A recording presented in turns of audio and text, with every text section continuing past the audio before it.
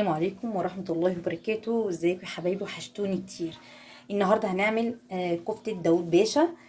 معايا نص كيلو لحمة مفرومة، معايا بقدونس او كزبرة اللي انت حباه، معايا بصلة بشر ناعم، معايا معلقتين دقيق، معايا التوابل بتاعتنا: ملح، بابريكا، بصل بودر، توم بودر. لو عندك قرفه حطي، بس انا للاسف ما عنديش قرفه، فانا استكفيت بالتوابل اللي موجوده عندي. طبعا هنحط شويه من الخضار، بقدونس،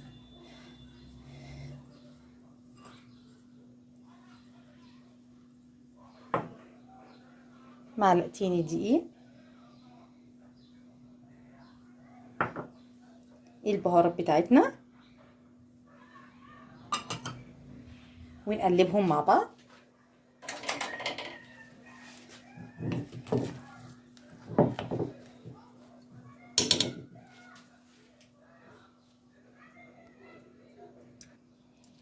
كده انا ضربتها في الكبه، يعني بعد ما خلطتهم على بعض خالص فضربتهم في الكبه. فهبدا ايه اكورها كده، لانها هنحطها في التلاجة كمان عشان تشمع وتثبت. انا بكورها طبعا كور صغيره. طبعا بكورها، بحط زيت على ايديا عشان ما تلزقش. تمام. فانا ببدا اكورها كده زي ما انتم شايفين، كور صغيره. عايزه تصبعيها، عايزه تعمليها تبططيها براحتك زي ما انت حابه، بس انا بحب الكور تبقى سهله جدا في الاكل.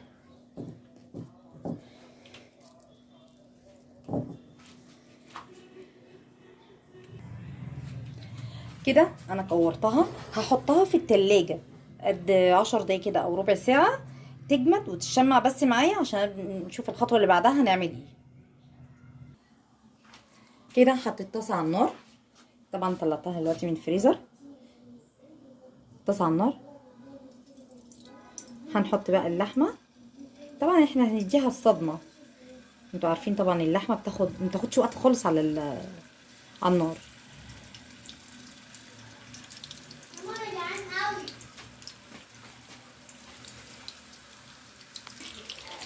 طبعا حطيت اللحمه،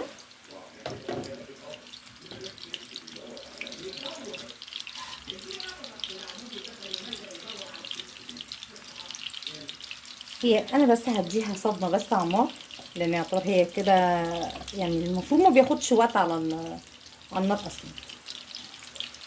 شايفين؟ وما اتاكدش مني.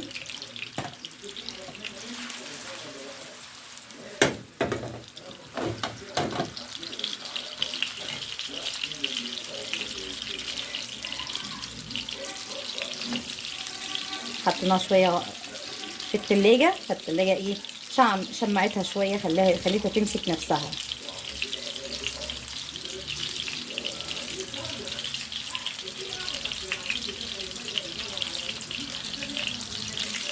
شايفين؟ ما اتفكتش مني خالص وبقلب فيها عادي.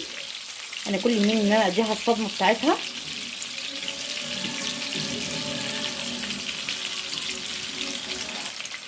كده هي خدت اللون بتاعها اللي انا عايزاه. هبدا اطلعه، عشان في نفس الطاسه هنعمل فيها الصوص بتاعها. وطبعا انتوا عارفين داوود باشا ممكن تعمليها لوحدها عادي، لكن انا هعملها وما احط معاها بطاطس، بتبقى حلوه.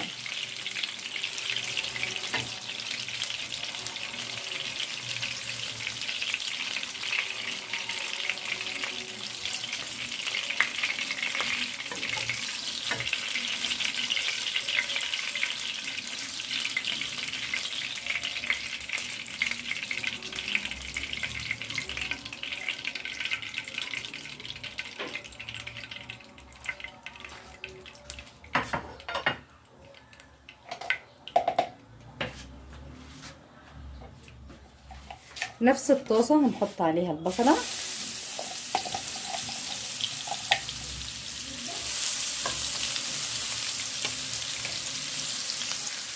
حطينا البصله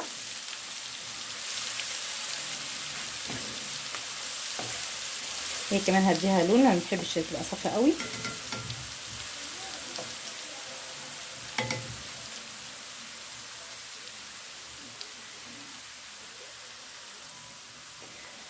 مع التومه هنحط التومه، مع البصل هنحط التومه، تبقى جميله جدا. داود باشا مع بطاطس بتدي طعمها بتبقى حلوه جدا. ممكن تقضي معاها طبعا اللي انت عايزاه. بس في معلومه عايزه اقول لكم عليها عشان بس ايه محدش يتلخبط فيها. القرفه لما تحطوها على اللحمه ما تحطوهاش مع الصلصه نفسها، تتحط على اللحمه، نفس اللحمه بس. يعني عايزه تحطي قرفه تزودي في التوابل، تحطي قرفه فقط على اللحمه المفرومه. لكن لما تيجي تعملي الصوص ونسيتي مثلا تحطي القرفه، ما تحطهاش على الصلصه لان مش هتبقى حلوه يعني. تمام. احنا كده حطينا البصله دبلت ومعاها فصين توم حلوين مهروسين طبعا. طبعا ادت اللون اللي انا عايزاه. هنحط معلقتين صلصه، مفيش صلصه طماطم، ممكن تكوني صلصه مسبكاها عندك في الثلاجه. انا عندي طبعا ما عنديش صلصه من بره، لا انا عندي اي صلصه كان ده من اكله كنت بعملها. انا طبيعتي وانا بعمل الاكل باخد طبق صلصه كده متسبك على جنب احتياطي لاي حاجه هعملها. فحطيت طبق الصلصه، معلقتين صلصه.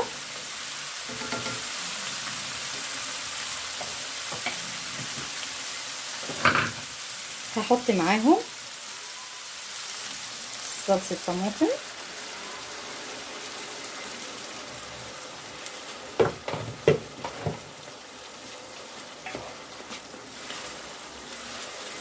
وسمع ريحه، والله ريحتها جميله جدا يا جماعه فعلا.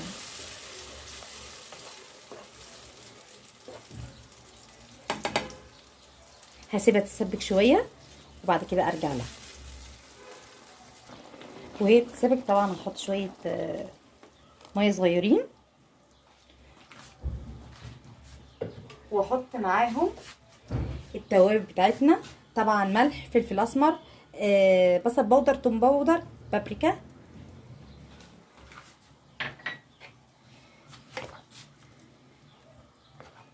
تمام كده. هسيبها تغلي شويه عشان نحط البطاطس بتاعتنا، وبعدها نحط الكفته اللي احنا عملناها. هنحط بقى معاهم البطاطس. طبعا انت عايزه تقطعيها بقى مكعبات، تقطعيها حلقات براحتك. انا عن نفسي عملتها مكعبات زي ما انتم شايفين. طبعا انا زودت شويه ميه صغيرين خالص، معادل مثلا كوبايه صغيره، عشان خاطر ايه البطاطس تستوي. وبعد كده هحط بقى الكفته.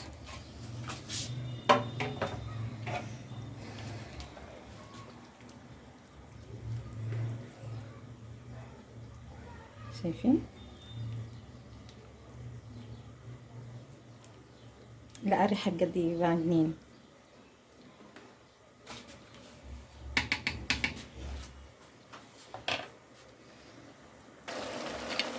تمام كده استبكت، البطاطس كمان استوت. هنبدا نحط بقى الكفته بتاعتنا.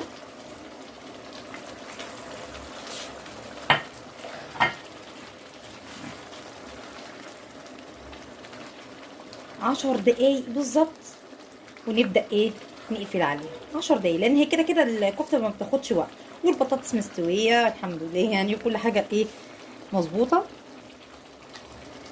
شايفين؟ والله يا جماعه فعلا الطعم حكايه وهتعجبكم، تعجبكم ان شاء الله.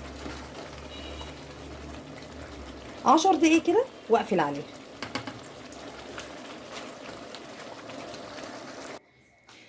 كده خلصت. نقدم بقى.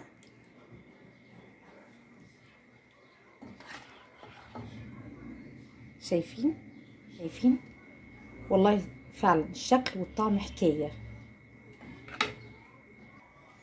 وكده في نهايه الفيديو قدمنا معاهم مع طبق الكفته مع البطاطس، مع شويه رز بشعريه، وزوقناها كده تزويقه جميله بالبقدونس. وهنحط بقى ايه شويه بقدونس كده من فوق. بألف هنا وشفا. متنسونش بقى في الاشتراك وفي اللايك. والسلام عليكم ورحمة الله وبركاته.